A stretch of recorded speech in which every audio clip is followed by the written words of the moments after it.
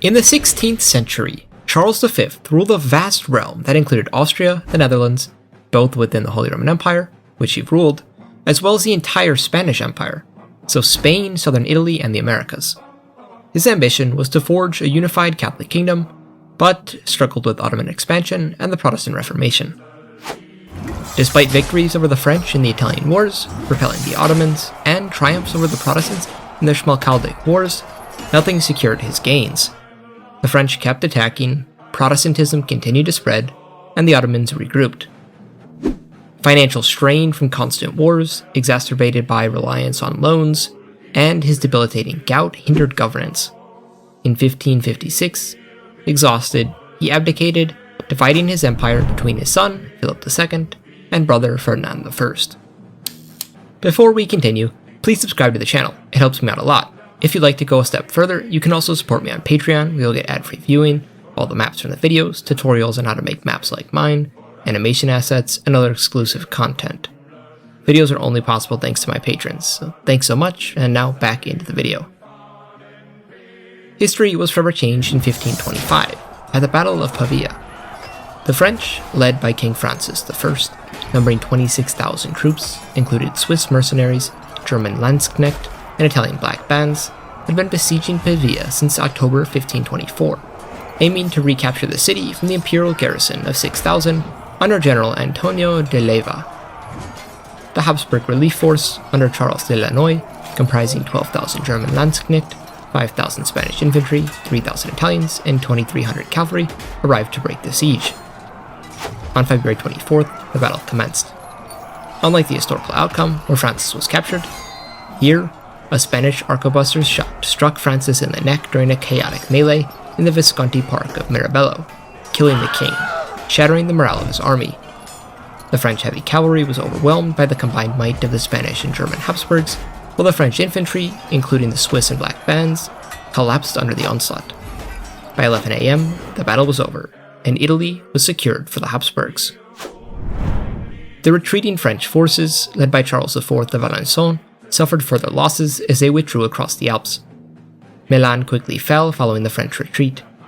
Alençon, blamed for the failure to rally the army after Francis's death, succumbed to illness shortly after reaching Lyon in March 1525, further destabilizing the French leadership. When the news of their king's death reached France, followed by the imminent arrival of the Habsburg army, panic struck the nation. Francis's three sons, Francis the Dauphin and Duke of Brittany, age 7, Henry, age 6, and Charles, age 3, were too young to rule. Thus, Louise of Savoy, Francis's mother, assumed the regency. The power vacuum deepened the crisis, as rival factions within the court vied for influence under Louise's regency. Without an able leader, Charles III, Duke of Bourbon, who had defected to the Habsburgs after the royal Valois had stolen his inheritance and publicly humiliated him, seized the opportunity to press his claims. Bourbon, backed by Habsburg armies, followed Alençon across the Alps to reclaim his birthright, seizing Provence. Many nobles rose up to resist, before Louis secretly coordinated with Bourbon to discuss marriage, essentially offering to make him the king jure exoris. Unfortunately for the French, Savoyard agents intercepted that message, so Bourbon, at the head of an imperial force, had no choice but to refuse. Shortly after Bourbon crossed, Charles V issued the Burgundian Decree, proclaiming his plan to restore Burgundy to its rightful position at the head of a large army that would be following the first one under Charles Bourbon. This caused many nobles in Burgundy, who were raised on tales of the greatness of their forebears, Philip the Bold, John the Fearless, Philip the Good, and most famous of all, Charles the Bold, to declare for the Habsburgs, wishing to spare their land from sacking and profit from the turmoil. Across the Channel, Henry VIII of England saw the golden opportunity ahead. Emboldened by the Treaty of Bruges of 1521, when England and the Habsburgs had agreed to invade France, Henry declared war upon the French. Who said the 100 Years' War was over? English forces, led by the Duke of Suffolk, advanced into Normandy, burning villages and laying waste to the countryside. The French struggled to mount an effective defense. Louis, desperate to maintain order, recalled troops from the Alpine front, leaving only a token garrison in Marseille, which soon fell to the Duke of Bourbon. Recognizing the peril of our situation, Louis, a shrewd politician, sued for peace before the young emperor arrived in France with a bloodthirsty army, imploring him to find Christian charity upon her nation. The Treaty of Madrid, signed in 1526, saw France cede its claims to Milan, restored on Francesco II Sforza, alongside Naples, Artois, and Flanders, all secured under the Habsburgs.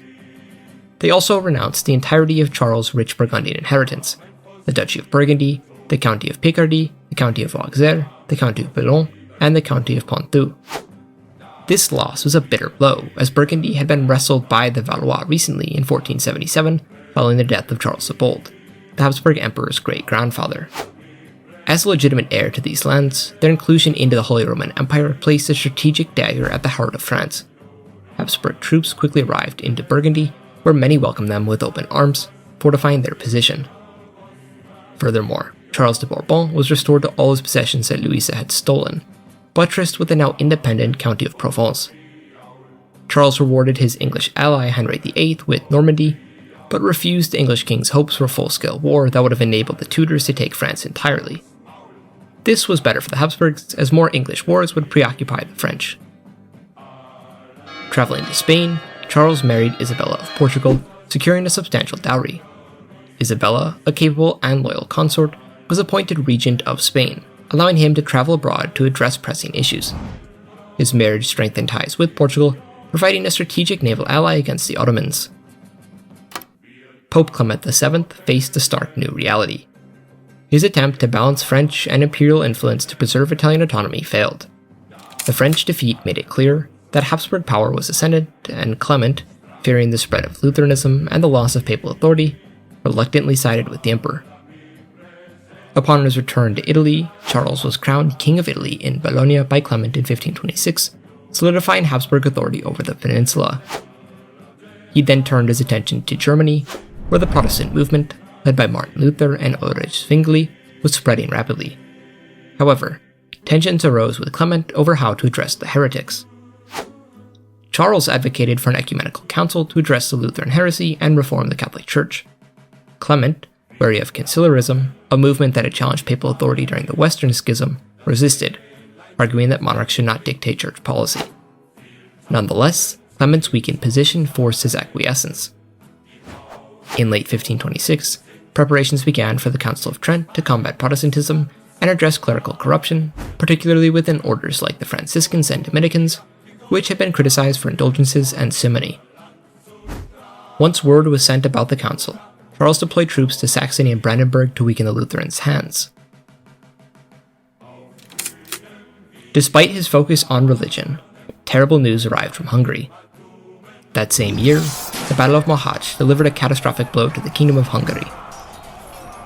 The Ottoman Sultan, Suleiman the Magnificent, led a massive army of over 100,000 men, including elite janissaries and Sabahi cavalry, against the Hungarian forces under King Louis II Jagiellon. The battle, fought on August 29th in the plains of southern Hungary, saw the Magyar army of approximately 25,000, bolstered by a small contingent of Habsburg reinforcements sent by Charles, overwhelmed by Ottoman artillery and disciplined infantry. Louis, only 20 years old, perished in the chaos, drowning in a marsh while fleeing the battlefield. With the fall of the Jagiellon dynasty, Bohemia and Hungary fell to the Habsburgs under Charles's brother, Ferdinand. By November, the divided magnates elected two rival kings, John Zapolia, voivode of Transylvania, as a vassal of the Ottomans, and Ferdinand of Austria. With a free hand, Charles capitalized on Hungary's fragmentation, dispatching troops to fund and bolster Ferdinand's claim, securing key fortresses and gathering local Hungarian allies. These resources allowed Ferdinand to establish a stronger foothold in Royal Hungary. Back in Germany, Charles focused on the Reformation. A devout Catholic, he sought a conciliatory approach, hoping to reconcile moderate Protestant princes through doctrinal reforms and dialogue. However, the council's early sessions failed to bridge the theological divide. By 1528, the imperial diets at Speyer and Augsburg revealed deepening tensions. Moderate princes initially engaged with Charles's overtures, but radicals, including Anabaptist sects, and staunch Lutherans like John Frederick of Saxony and Philip I of Hesse, rejected compromise. The 1529 Diet of Speyer, where Charles pushed for enforcement of the Edict of Worms against Luther, sparked open defiance. Protestant princes issued the Protestation of Speyer, formalizing their resistance. This ignited the Protestant Wars, a series of conflicts from 1529 to 1538, pitting Charles's Catholic forces against the rebellious Lutheran states. Without French aid, the war progressed positively for the Catholics, as many princes facing imprisonment or execution capitulated.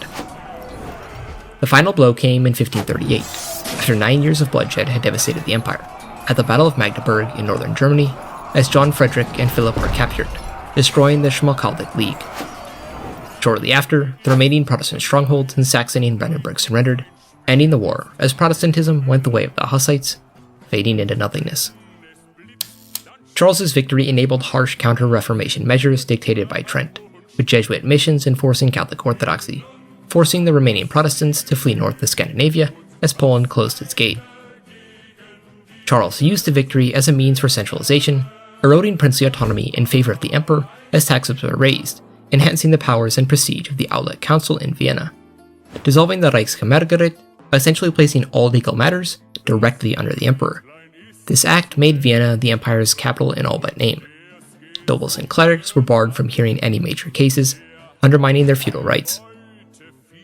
Reichsstände privileges were stripped away from the enemies of the crown, revoking charters, confiscating rebel lands, and redistributing them to Habsburg loyalists and Spanish nobles. Many nobles who fought against the church, either by renouncing their faith, seizing church lands, or directly engaging in combat, lost their status and territory. Brandenburg, Saxony, and Hesse were all divided up, given new, loyal lords. Following in the footsteps of the Capetian dynasty in France, the imperial diet was strong-armed under Charles, with new pro-Habsburg electors created, essentially turning the empire into a hereditary state under the Habsburg dynasty. In France, the young King Francis had died back in 1536, so the throne passed to his brother Henry. The French court, already fractured, struggled to maintain unity as rumors of English and imperial conspiracies swirled. To make matters even worse, Charles de Bourbon gathered up many nobles into the League of Golden Spurs, demanding many of their ancient privileges restored as they revolted in 1538. The Golden Spurs were heavily supported by England, eager to further humiliate France, so weapons and funds poured into the rebel camps. Charles very nearly provided aid had it not been for Henry's shrewd diplomacy, shipping off his only surviving sister, the 15-year-old Marguerite, to wed Charles's 12-year-old son Philip once he came of age, securing a tentative alliance with the Habsburgs. For the Count of Provence, this was a complete betrayal. He had only kicked off the rebellion after promises of aid from Habsburg ministers. But now, he had no choice other than fight. After a year of warfare, the League met Henry at the Battle of Bourges on June 18, 1539. After many hours, the rebels were handily defeated, so Henry pressed his advantage, marching on Moulins, putting the city to siege on July 2nd. After a few days, the city seemed poised to fall, before disaster struck. Henry was struck with an arrow, killing the Valois king. His younger brother, the last son of Francis I, the arrogant and foolhardy 17-year-old Charles, now Charles IX, ascended to the throne. Despite his brother's death, Charles insisted they continue the fight against the League before agreeing to the Treaty of Coucy, restoring some ancient privileges, increasing their influence instead of bureaucrats, and relinquishing much regional control to the nobles. But the crucial legal authority, tax exemptions, and military controls were all gone. Ultimately, this was far less than the League had fought for, and thereafter disbanded. Despite the League's failures and the Habsburg inactivity, Normandy kept the Anglo-Habsburg alliance strong as the Tudors hoped to convince the Habsburgs to one day aid in the French conquest. So Henry never dared ponder divorcing his wife, Catherine of Aragon, Charles's aunt. Thus, Henry maintained England's ties to the Roman Catholic Church, living up to his title as Defender of the Faith. Across the Channel, Cardinal Wolsey and Sir Thomas More oversaw church reforms aligning with Trent. Charles's focus, however, shifted to a more pressing threat: the Ottomans, as Admiral Hayreddin Barbarossa had terrorized the Western Mediterranean since 1533, raiding southern Italy and Spain, disrupting trade and enslaving thousands. Empress Isabella had repulsed many of these attacks by fortifying coastal defenses at Cartagena, Valencia, Palermo, Naples, and Taranto. But in 1539, Charles went on the offensive, assembling 35,000 men, veterans from the Protestant wars, supported by 75 galleys, under the Genoese admiral Andrea Doria and the Knights of Malta. They confronted Barbarossa's fleet off Tunis in a decisive naval engagement. The battle, fought in July 1539, saw the Knights' galleys outmaneuver the Ottoman vessels, while Doria's artillery-heavy ships decimated Barbarossa's lighter corsairs. The victory crippled Ottoman naval power, as Tunis was captured and the Hafsid Sultanate restored under Abu Abdullah Muhammad V al-Hassan, a Habsburg client. The imperial forces looted Tunis, recovering treasures amassed by 6 years of piracy and freeing 20,000 Christians. They then raided the Barbary ports of Algiers and Tripoli, retaliating for years of Ottoman depredations, freeing thousands more Christians. Returning to Spain, Charles reunited with Empress Isabella, who had just given birth to their second surviving son, John. At Toledo, Charles spent precious time with his family, including his heir, Philip, who was being groomed for rule. But tragedy struck. Isabella, weakened by a severe fever, deteriorated rapidly and passed away, clutching a cross surrounded by Charles and her children. Her death devastated Charles, who donned black mourning garments for the rest of his life. Overwhelmed by grief, he retreated to the monastery of Yusta for 2 months, praying in solitude. His emotional scars never healed, vowing to never remarry, but dedicated himself to his empire and his sons. In 1540, the imperial court embarked on a grand tour to the Netherlands, settling at the Palace of Koudenberg in Brussels. There, Charles oversaw Philip's education, where he was instructed in Dutch, German, and Italian, to prepare him for governing the entire Habsburg realm. The young prince was also granted the title as Archduke of Austria. That same year, the Sforza line died out in Milan, so it was annexed as an imperial fief under Philip. The court's stay, lasting until 1542, strengthened ties with the Burgundian nobles. In 1543, the court moved to Austria, residing in Vienna to address ongoing wars with the Ottomans in Hungary. In the previous 15 years, Ferdinand had been hard at work, amassing a large and powerful alliance of Magyar lords, fighting to reclaim all of Hungary. The final clash came at the Battle of Croatia, with the Habsburg forces triumphing over the Ottomans under their puppet king, John Sigismund Zapolya. John was captured as the Ottomans fled, enabling Ferdinand to unify Hungary once more, this time albeit under Habsburg banners.